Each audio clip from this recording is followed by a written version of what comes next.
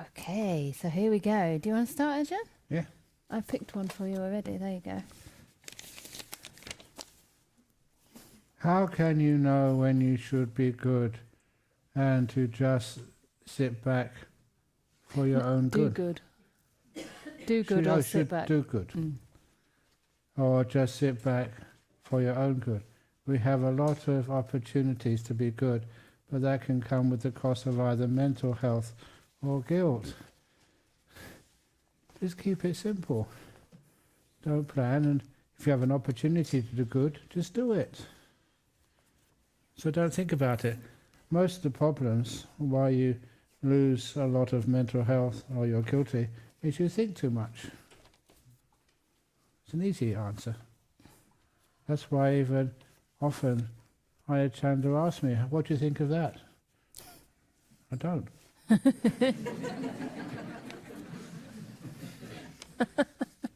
So be more intuitive rather than just don't be so philosophical. Okay, next question. My turn. How do you feel about... Now this ties into it. How do you manage thoughts of things you need to do in your daily life that come up in meditation instead of focusing on the breath? You don't always focus on the breath. Focus on the peace, especially the beginning of the meditation, to make sure that really gets strong. A lot of time you don't even think about the things you have to do in life. Look, there was, I think, one little question, I don't mind mentioning this while those microphones are out, that there's, we do have trouble in the Anukampa Grove because you have to get some sort of planning advice. And to get that planning advice, there was this gentleman I knew when I was at college, and I couldn't remember his name.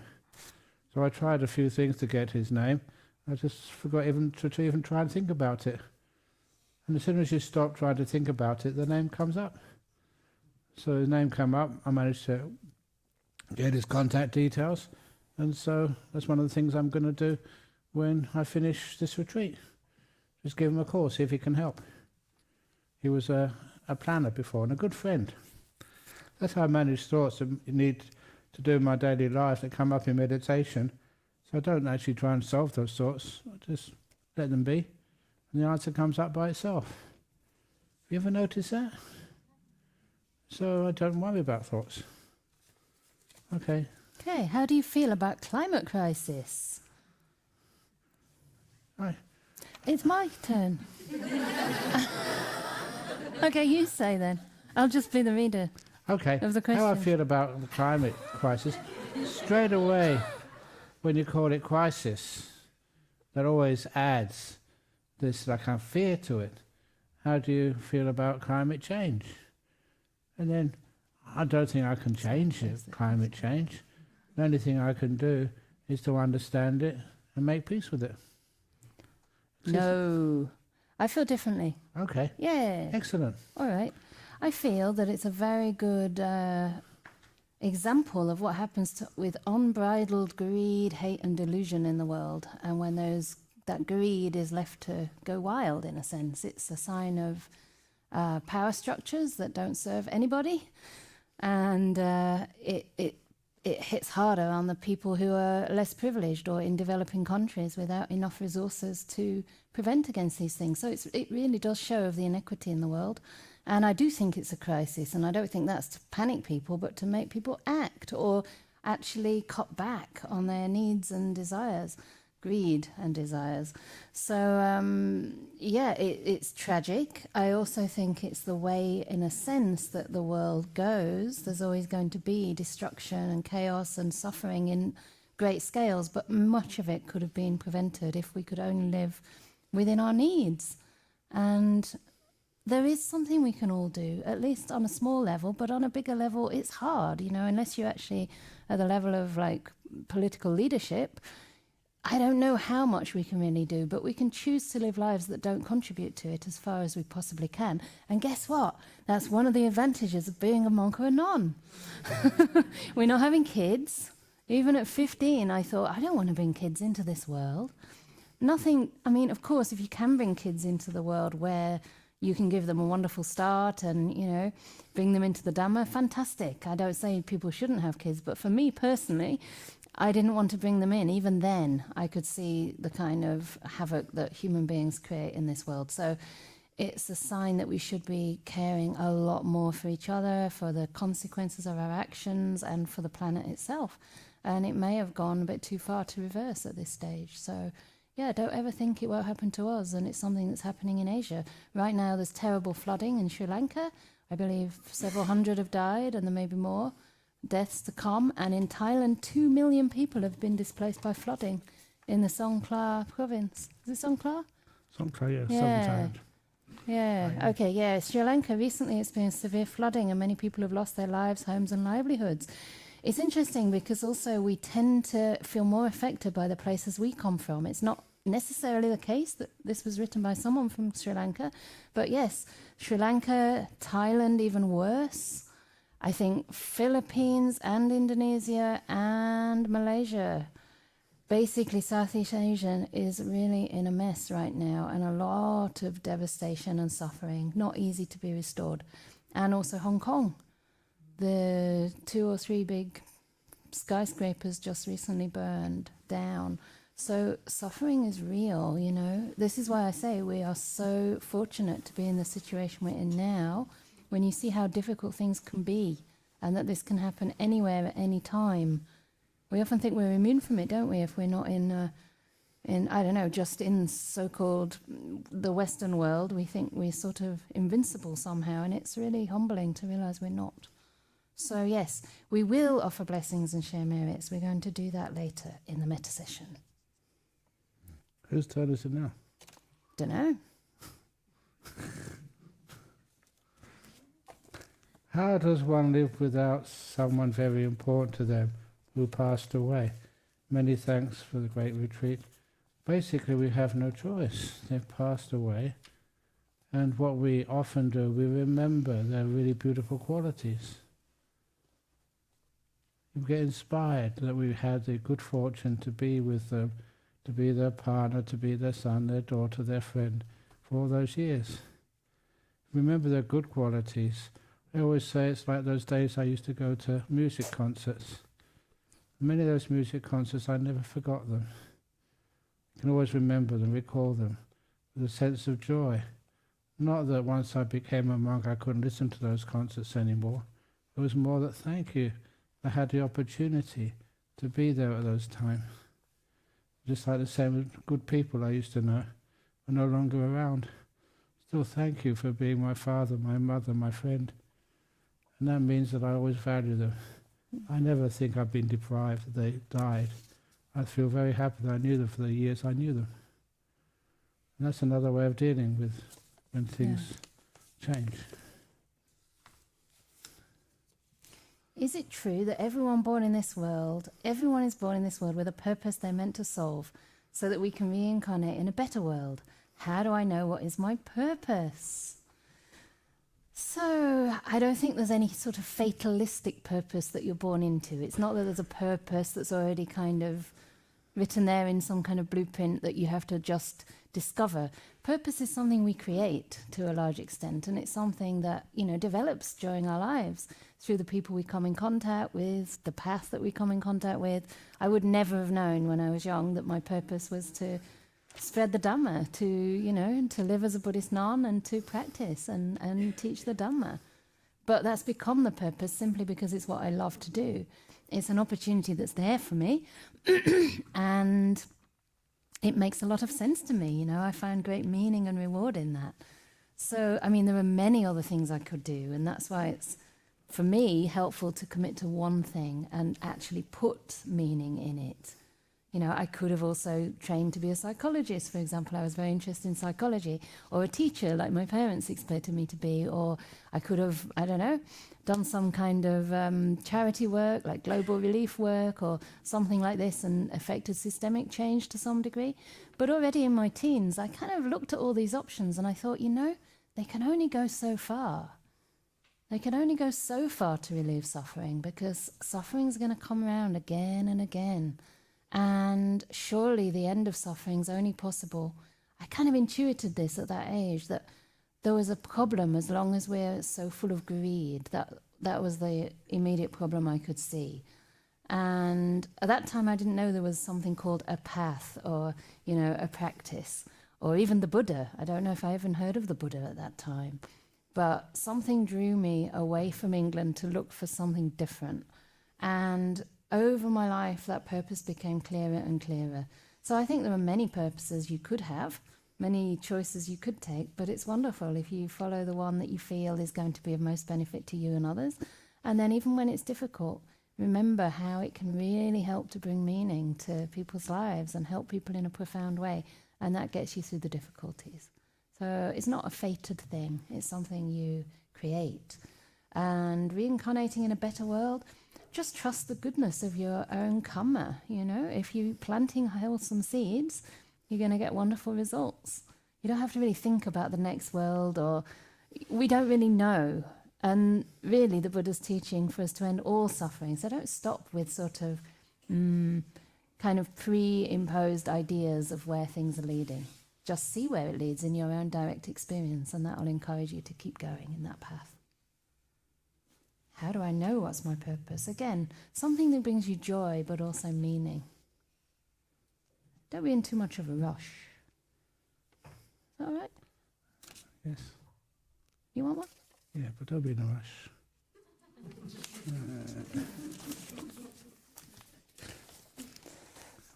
As a child, I was raised in a house that rules dominated over feelings, positive and negative. Now I've learned to feel all the emotions, but also anger. And so looks like I can share it in an unkind way. How to approach anger mindfully. Sometimes, again, we've talked about anger a few times here. Sometimes I look at the person I'm getting angry at and I say, is it really worthwhile? Is that what I want to do for them? Is that going to help them when I'm angry at them? I always prefer kindness. Kindness means I can communicate with them. And kindness means they listen. And then when I'm kind and they're listening, then you can actually say something which is useful for them. That's one of the reasons why it is being anger. I don't think that works in any which way. I prefer actually to even some blast them with kindness. I don't mean in an angry way, in just to soak them with kindness. I've known so many people, because I've been visiting jails for a long time as a monk, and you see some people are very, very angry, but you can also sense that they need much more than to get fear back to be able to solve their problems and become better human beings. And some of those human beings who once were angry, it's amazing to see them, when they heal themselves. And I can sort of help in a small way. And it's beautiful to be kind. So anger, I don't see really much point in it. What is anger? Trying to hurt somebody? I just can't do that. There's one story which I love telling. I've already told you about how much I loved my father. But then for years and years and years, every time I asked him about my grandfather, it's my paternal grandfather, my dad's dad, he would never say anything about him. And then once I kind of, had him like, I can't say cornered, but I asked him, why are you telling me anything about my paternal grandfather, your dad? And my dad, he trusted me. And so he said, it was because your grandfather, please don't record this. No, she's not.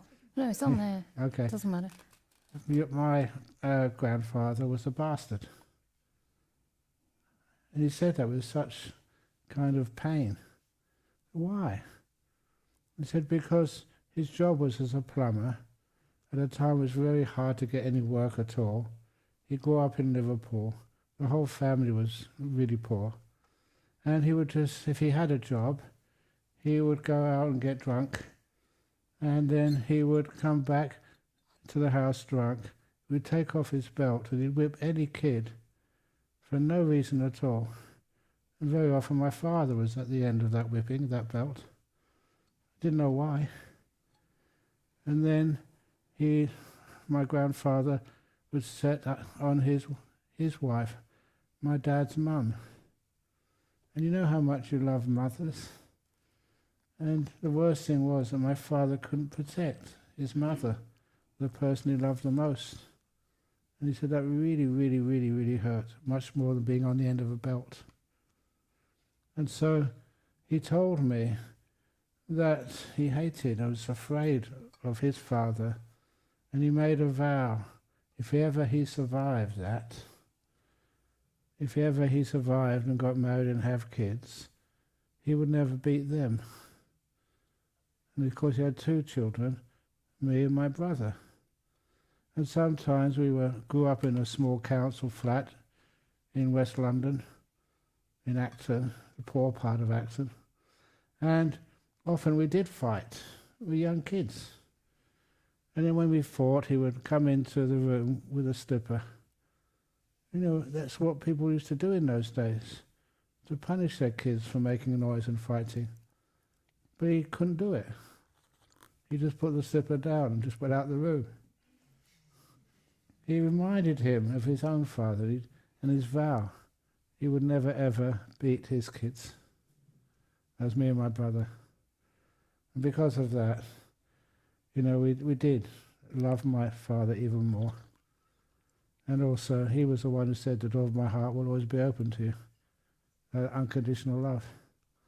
What I really was mentioning this for, even though he was a victim of parental violence, and he was in a household where there was gross domestic violence, he actually grew from it. He became a much better man because of it. I'm not saying that's the best way of things, but that's how he responded to anger. He understood later on it's because, you know, my paternal grandfather was really struggling, you know, with no money and just no meaning in his life. He just would go to get drunk and come home and just beat anybody. So those are some of the things which I learned, and I really respected my father because of that. I can't see why you could get angry. I was a school teacher for 1 year. There's no way I could beat any kid. You just can't do it. Okay. Okay. Oops, that's the last part. Sounds still wake my mind during meditation. Do you have any other advice than patience and repetitive practice? Earbuds might work. There's somebody in Perth actually who's like a really, let's say, diligent meditator, and he has all these kind of heavy-duty earplugs. You know, Scotty. He has these kind of ones that are for the builders, like really full-on earplugs things over his ears, which may be kind of helpful if you are getting still and you're, you know, getting close to jhana. But the main way you will get close to that deep stillness is by being able to make peace with everything that arises, not by trying to shut it out. I mean, if it helps to wear earplugs some of the time, you can try, but that may just make sound more important than it needs to be and kind of re-emphasize that it's a problem when it's really not a problem at all. The more that you develop the stillness and the joy in your meditation, the more those sounds cease to bother you. I remember there was one time at Jhana Grove, before I'd really got into my retreat, and you know the roofs on the cottages, sometimes when the sun shines on them, they start to kind of bang as the metal expands. And I remember one day I was having a little bit of sadness and this banging was happening, like doom. And I thought, gosh, how am I going to stand this for the next month or two? And then that evening I realized that there was some sadness, there was some kind of brittleness in my mind, and it just came spontaneously to practice loving kindness. And I was doing a walking meditation in the cottage and remembering someone that had really hurt me. And as I was doing this walking meditation, the vision came up that I was just being carried. I think you were holding my head and someone else, myself I think, was holding my feet. And I was just like giving so much loving kindness to myself that had been so hurt. and some tears came and some softness came, and then I could meditate again. And the amazing thing that I realized through that was that the next day when I practiced, it wasn't only that the sounds didn't disturb me, I actually didn't hear the sounds. They didn't even come into my realm of focus or awareness, simply because there's so much peace and so much softness inside. So having loving kindness and having a sense of making peace not only means the noises aren't a problem, you actually start hearing them less and less. So try not to focus on it. Try to just ignore them, let them just be on the edges of your awareness, and sooner or later they just fall away. So that's one advice.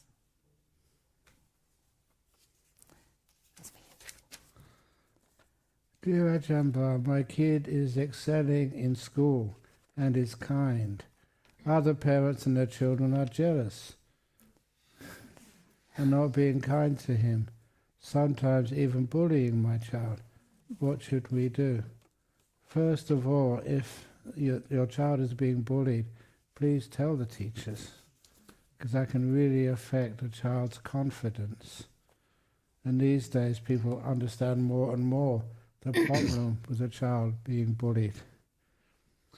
And I don't know why other parents and their children are jealous, because sometimes if your kid teach them also to excel in kindness, then of course they will not be bullied at all.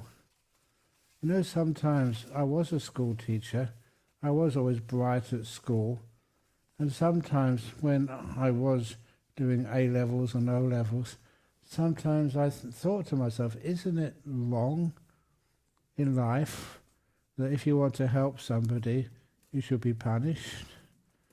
So I really thought that many times during the big exams of getting up and helping one of my colleagues who couldn't do the math problem properly. And if I got up and tried to help someone, that was called cheating. I called it kindness. And so because of feelings like that, I kind of wondered, why can't we have, like at school, an exam where 30% of the mark is personal score, and the other 70% is a score over the whole class, which works together, on these exams. And that means we're actually praising and encouraging cooperation rather than just competition. It made so much sense to me. So if you're in a class and everyone helps each other, that's praised. And it also means later on in life.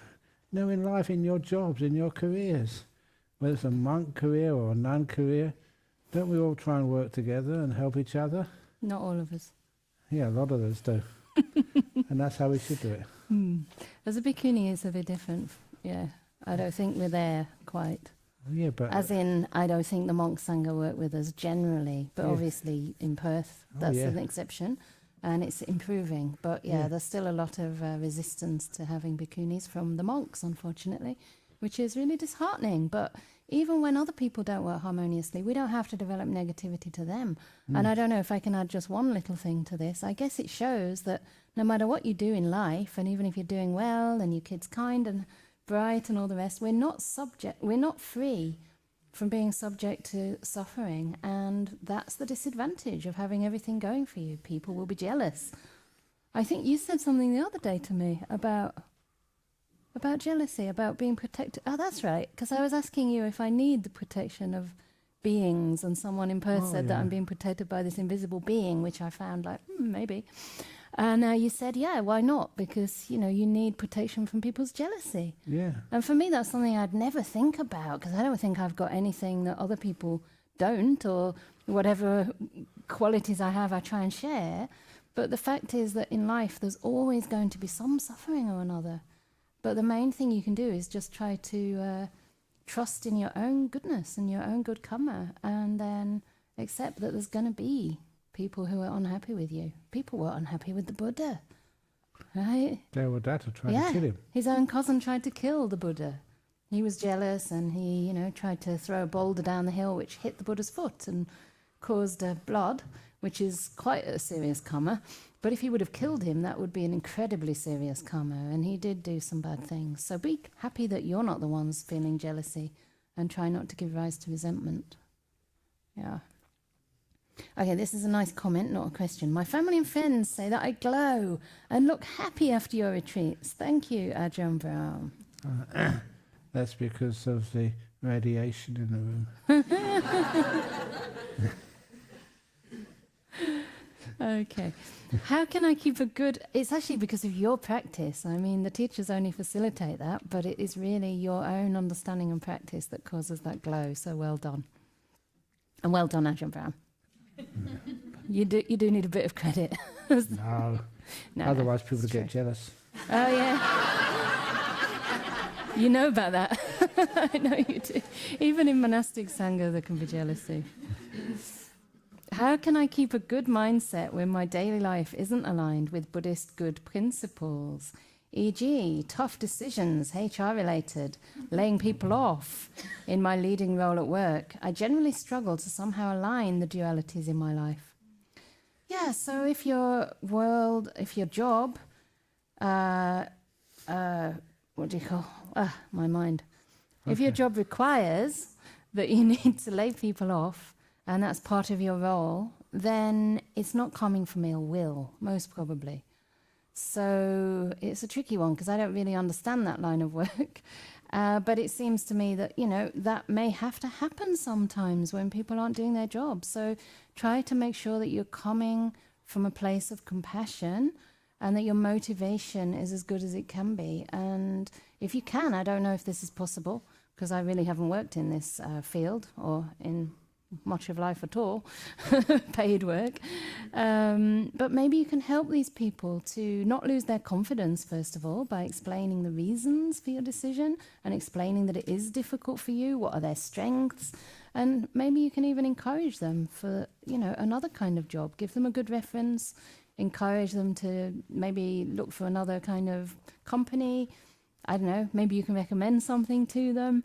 And just try and do it with as much kindness as you can. And I think also forgive yourself. Because what I've started to realize in my role is sometimes I have to say no to people, or sometimes it's not, I'm not able to train a person, or sometimes there's no room at the monastery, or all kinds of things. Ideally to be the most inclusive, wonderful, loving place in the world. But sometimes someone writes in who has so many health issues, and we just know that it will be too difficult for them to stay in the current situation because we don't have that much support. We have to depend on them. So I end up looking at not what it's about for that person or what it's about for me, but the whole situation, and then forgive the situation. So it's a situation that's difficult there. Can I add? Yeah. Because believe it or not, I do know about HR. I guess so, eh? It's simply because many years ago, people got me to deliver, presentations at HR conferences, and they were very well received. And so I was invited over to the big convention centre in Docklands, where they were having a HR conference, the biggest HR conference in Europe at that year. And what I did went down really, really well. So much so that as soon as I got back to Perth, there was an email waiting for me from the British National Health Service. They said, we really attended your presentation on human resources and we liked it so much, we're inviting you to the NHS conference, National Health Service, in Birmingham. It was about in a week's time. We'll pay all your fares and hotels. And I wrote back to them and said, look, I've just returned from a long trip to Europe, and you're supposed to be the National Health Service, and you want me to get on the next plane and come back again. You're big hypocrites. That's bad for my health. I'm not going. And they said they liked that response so much, they circulated around the NHS and had it on their desk for a few days. Give them a bit of a laugh. Mm-hmm. But it's certainly, one of the great pieces of information which I heard about not national health, but human resources, that if you are on that sort of job, see, first of all, you don't sack a person straight away, we don't dismiss them, because it's very hard to get people who are well trained. And sometimes that if you have to train a new person and hire them first of all, train them and get them up to, they know what their job is all about, it's very difficult. It takes many years, or at least many months. So as a company, you're just hurting yourself. So instead, find out why they're not performing. And if possible, see if you can put them off on a extra training, if they want to. And just that means with that extra training, you can bring them up to speed. But it's not just the training. Sometimes they're going through personal difficulties at home with their family or with their health. Find out what's going on with it. And then if you possibly can, if that's your job, your sole job is human resources, see what you can do to be kind and see how you can help. Should we move on? Yeah, can do, yeah. All right. There's about, I don't know how many questions. Yeah. Anyway, to keep a daily practice of meditation, how long do you recommend to practice? 24 hours. Meditation maybe not, but practice is something much bigger than meditation. How long to do this daily if you wish to achieve or get jhana? Wow, if it was only that simple. This amount of time and this is what you get. It just doesn't work like that. And we can't really achieve or get jhanas. Remember, jhanas are things that happen. They're experiences that are available when the causes are in place. And the main cause is letting go of wanting those jhanas, those very jhanas, the craving that basically inhibits them. Can you also explain how long, I think, a daily session should be? So there is no definite answer to this. Really, there's no shoulds in the Dhamma. It's about finding out how you can fit in some meditation into your daily life in a way that keeps it fresh, keeps it joyful, keeps it you motivated. If you have really high goals, like I must do my 2 hours every day, which I used to do, and it did work for me because I wanted to do those 2 hours. But if it's a little bit too difficult, then you'll get discouraged and probably give up. So make it a little bit gentle and soft and gradually encourage yourself. And the best way to encourage yourself is to enjoy the practice. So even if it's 10 minutes, don't even think about results. Your whole life is your practice. It's not only what you do on the cushion. Remember how we've talked about sense restraint and the active part of virtue, really putting goodness into this world, into your speech, into everything you do. This is the foundation. If you can do this and, have a reasonably good or even an excellent livelihood that really serves other people, and reflect on that every day, then when you sit to meditate, you'll actually get much deeper, because there won't be any restlessness, any regret, or there'll be much less. So see if you can build it up gradually. And, if you don't have long periods of time, ideally, I think doing some in the morning and some in the evening is great. And even some in the middle of the day if you're at work and you can take a bit of time out of your lunch break. Or just do it on the job. What is meditation anyway? It's being aware, being kind, making peace.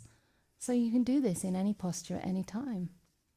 So just try and make use of those opportunities when you have not so much to do and you can take a small break, and culminatively it will increase your ability, if you like, or it will increase the likelihood of experiencing peace in your meditation. Yeah.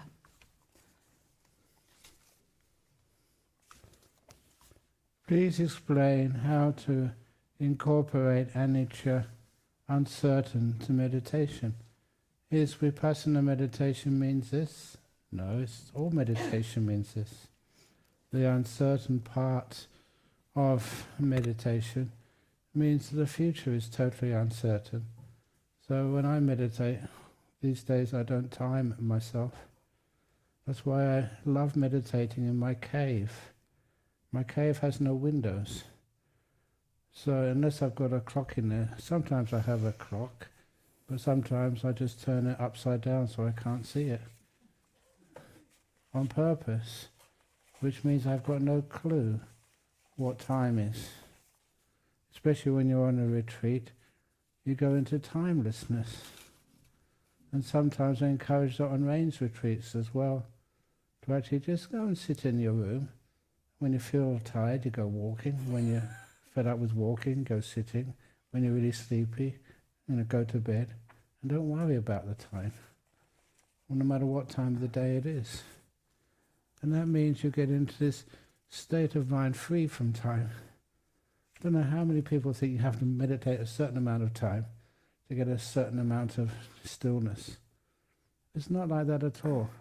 If you'd ask that question to me, how much time do you need to meditate? I'd just say just this moment.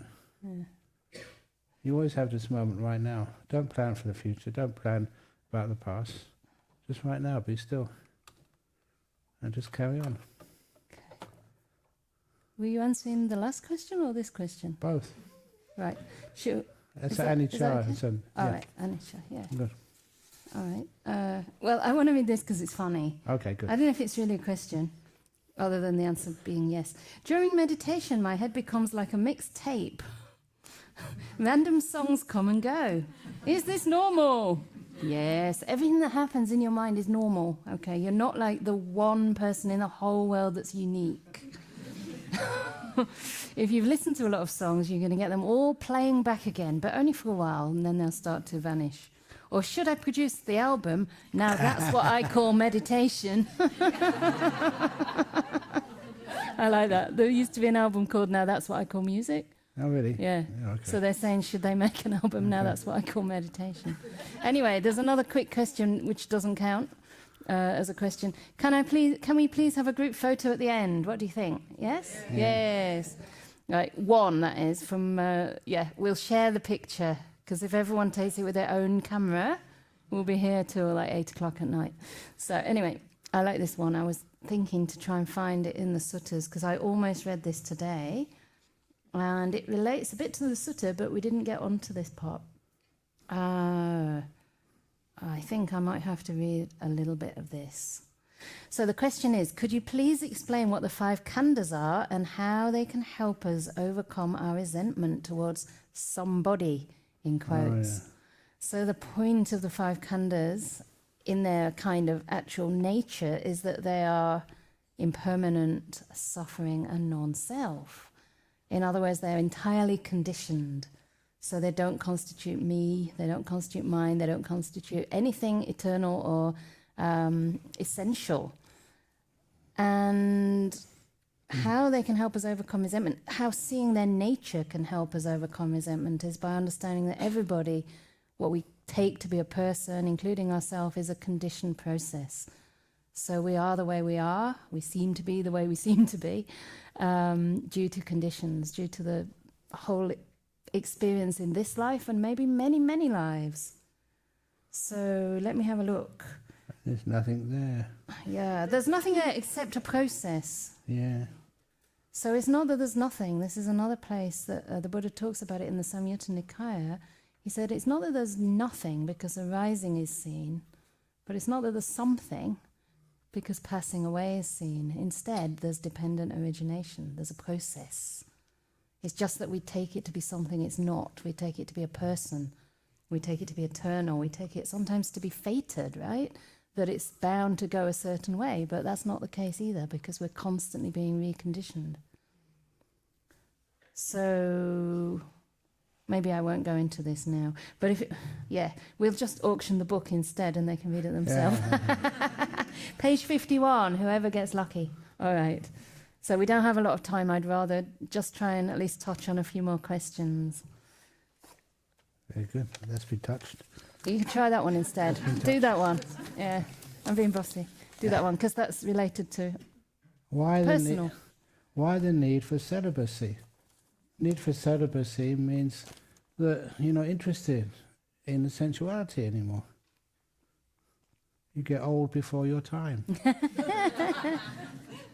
Old people are celibate. Aren't they? Yes. I know 94-year-olds. Oh no. Well, No, it's 94-year-old. 94-year-old not celibate. It's much more fun to be celibate. One of the things which I feel that, because I am a celibate monk, really am, I should hope The- so. I mean, all monks are supposed to be celibate. Yes, I know, but And nuns. I really am. Yes, of course. That's what he means. That's what Yeah. the brown robe means. And so, sometimes when you talk to sort of a lady, they can be like a film star, or they can be like a model.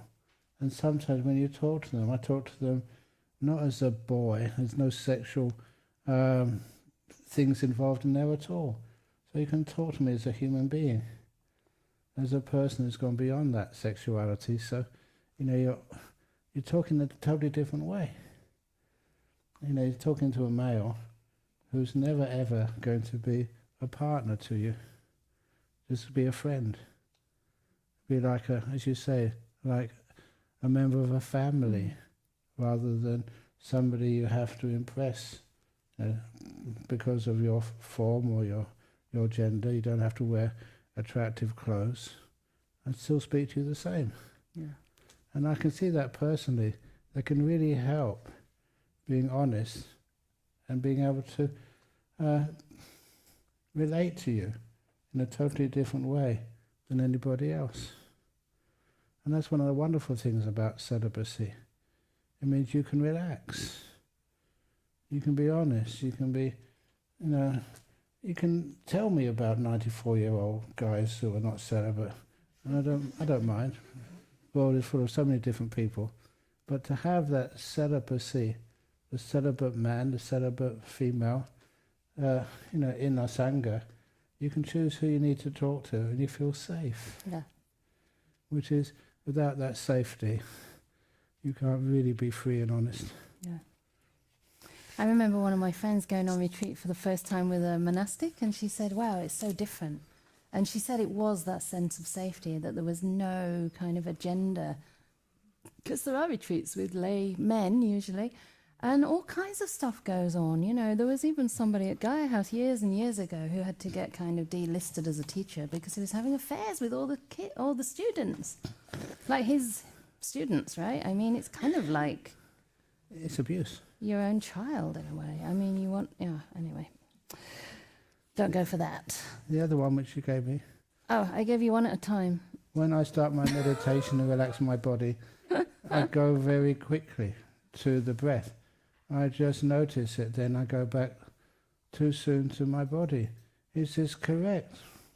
As you said quite wisely, everything is correct, but it could be even better.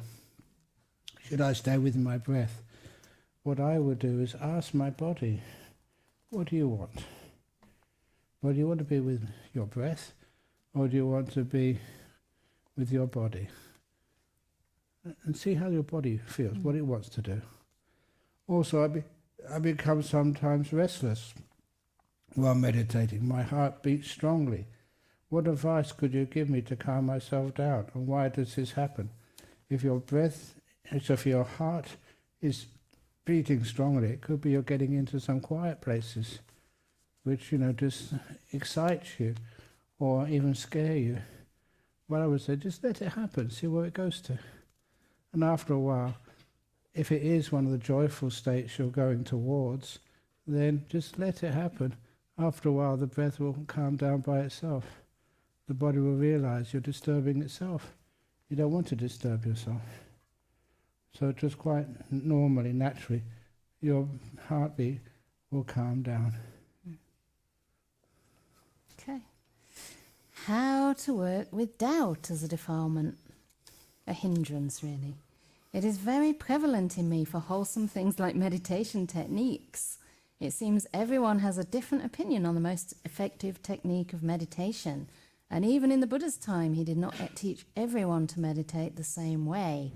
At times, I feel this doubt and confusion arises when I go deeper in my practice. Okay, so technique is not really meditation itself. It's just a way in to starting to understand the mind and to starting to understand how to calm the mind, how to work with the mind and the body, and basically try to learn what generates wholesome states. So technique is not really important. The technique is not the actual meditation. I remember Bhante Sujato said something smart. He's a smart aleck. He's very clever. I don't mean that in a derogatory way, but he's sometimes quite witty. And he said something like, the meditation technique is to distract you from your meditation. Which I thought was really good, because it's like you're doing the technique, and actually that technique is kind of satisfying the doer. It's satisfying the part of the mind that wants to feel it's doing something. But in the background, actually, stillness is growing. And that's your meditation, not the technique you apply.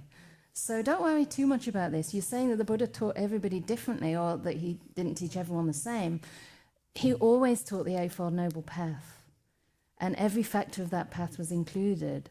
And of course, the Buddha was the Buddha, so he would have had some ability to know, or to gauge sometimes, not all the time, the kind of instruction that might be pertinent to a particular person. But sometimes he got it wrong. You know, there was this case of him giving an instruction to a whole group of monks about noticing the ugly parts of the body, the ugly aspects of the body, and they committed suicide. So he came back after this instruction, after a couple of weeks, and he said, why is the Sangha so diminished? What happened? And then he realized that they needed more pleasure in the mind. So guess what he taught them then? Anapanasati, mindfulness of breathing, because mindfulness of breathing is supposed to lead to peace and to happiness in the mind. So it's not, as Ajahn Brahm sometimes jokes, it's not anapanasati, it's anapanasati. It's supposed to be peaceful and pleasant. So anything that basically includes virtue and includes stillness, peace, and also leads to insight. In other words, sila, samadhi, and panya. These three aspects of practice are the key. And the technique is not really that important. The fact that you say it's coming up when you go deeper in your meditation suggests to me that this is Mara. Mara is a force in the mind, if you like, which doesn't really want you to get into deep meditation. So it'll throw up all kinds of tricks to stop you. And at some point in your meditation, the only tricks it has left are thoughts about the Dhamma, Dhamma Vitaka. And they seem very valid because it's about meditation, right? So you don't even notice that it's Mara. It's the time in your practice when you start giving yourself a Dhamma talk, or you just have a lot of doubt and, oh, this teacher said that and the other teacher said the other, and I'm sure I was getting further before. Now it doesn't seem to work. This is just doubt. It's Mara. So in the Bhikkhuni Samyutta, the part of the suttas where the enlightened bhikkhunis talk about their experiences, they also contended with Mara in their practice. And the way they overcame Mara was to say, Mara, I see you, or Mara, I know you. So just recognizing, oh, this is doubt, this is Mara. This is not the time. Mara will go away. And if that doesn't work, just let it be there and just let it fall off the screen. Try not to entertain it. You can also program yourself at the beginning of the meditation. This is for everybody. Whatever hindrances or difficulties you encounter, you can program yourself in the beginning to remind yourself that this is a tendency and I will look out for this. So if doubt comes along, I will not engage with it. Something like this. Find your own words and say it 3 times at the beginning of your meditation very clearly, and then let the process unfold. So last question, 2 minutes. Dear Ajahn Brahm, life is tough. How do I be a great dad? Oh. Sadhu. Ask your child. And your child always says, you're a great, wonderful dad. If you can bring the child to see the monk or the nun, then you ask the child in front of the dad. And the child says, you're a great dad, I love you so much. You realize how good a dad you are. Okay. That's it. That is it.